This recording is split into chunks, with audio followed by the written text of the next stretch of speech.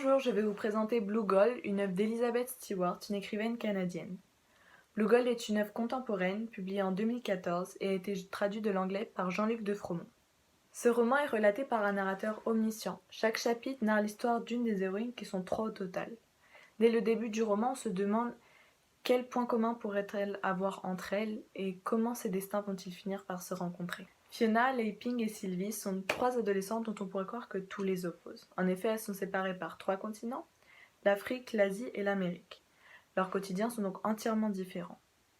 Pourtant, chacune de leurs actions impacte sur la vie de l'autre. Fiona est la première des protagonistes à être introduite dans l'histoire. On se demande donc si elle aurait une importance un peu plus grande que les deux autres héroïnes. Fiona est une lycéenne qui est totalement dépendante de son téléphone. Mais elle fait l'erreur, lors d'une fête arrosée, d'envoyer à son petit ami une photo dénudée d'elle. Et se retrouve donc affichée sur les réseaux sociaux. Nous avons ensuite Sylvie, qui est une jeune réfugiée en Tanzanie. Elle vit avec sa mère et ses frères et ses sœurs. Elle a vécu des événements qui lui ont beaucoup marqué, moralement et physiquement, tels que la balafre sur son visage. Ensuite, nous avons Lei Ping, une jeune adolescente qui arrive dans la ville de Shenzhen. Et grâce à l'aide de sa cousine, elle trouve un emploi dans l'usine de fabrication de téléphones. Ainsi, elle essaye d'envoyer de l'argent à ses parents. Au début, elle pensait nager en plein bonheur, pourtant elle va se rendre compte qu'elle vit un pur cauchemar. Dans ce roman, de nombreux thèmes sont abordés et touchent les trois adolescentes à la fois. Cependant, elles touchent souvent l'une plus que l'autre. Le premier thème que je vais aborder est l'injustice de la société. Ainsi, dans les chapitres de Sylvie, nous découvrons une Afrique divisée entre hommes et femmes. Les hommes ont plus de pouvoir que les femmes. Plusieurs exemples nous le démontrent, tels que le mariage imposé par l'homme dont la femme ne peut le protester, ou bien que les femmes doivent faire toute tâche ménagère et que l'homme puisse se divertir ou bien travailler. Nous le voyons grâce à cet exemple. Sylvie marchait d'un pas précautionneux et régulier. Un lourd sac de farine de maïs posé en équilibre au sommet de son crâne. La route était longue entre le centre de distribution alimentaire et le camp. Les sacs de haricots et de riz qu'elle portait lui faisaient mal aux bras, et la poussière rouge de la piste, soulevée par ses tongs, se déposait sur ses vêtements et lui asséchait la gorge. Voilà ce que devait durer Sylvie. Mais elle veut lutter contre cette injustice au péril de sa vie et de sa famille. Ainsi s'ouvre-t-elle deux choix, se marier et sauver sa famille, ou bien fuir et réaliser son plus grand rêve. Le second thème que je vais aborder est la technologie. Fiona vit dans une société où le téléphone est utilisé par tout le monde et où les réseaux sociaux sont accessibles par tous. En effet, de nos jours, nous pouvons diffuser une information pour informer, dénoncer ou bien instruire.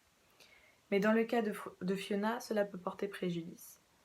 Lorsqu'elle envoie une photo regrettable et que celle-ci était rendue publique, de nombreuses de ses amies ne voulaient plus rester avec elle, comme nous montre cet exemple.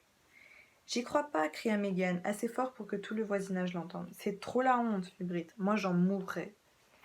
Comme le dit la quatrième de couverture, les lois de la réputation sont impitoyables. Finalement, je vais aborder le dernier thème principal, les conditions de vie. Lei Ping travaille dans une usine de fabrication de téléphones portables. Au début, elle pensait vivre un rêve. Pourtant, au fur et à mesure de son séjour, elle se rend compte que les conditions de vie sont plus que médiocres. Des conditions de travail insoutenables, des règles oppressives et un salaire misérable. Comme le montrent ces exemples. C'est sur ce rythme que la semaine s'écoula. Travailler, dormir, manger, travailler, dormir, manger. Quart de circuit, condensateur, fil à souder, condensateur, fil à souder. Quart de circuit, condensateur, fil à souder, condensateur, fil à souder. Les quarts de travail étaient longs, mais après la première journée de 24 heures, ils ne semblaient pas si terribles. Ainsi elle devait vivre.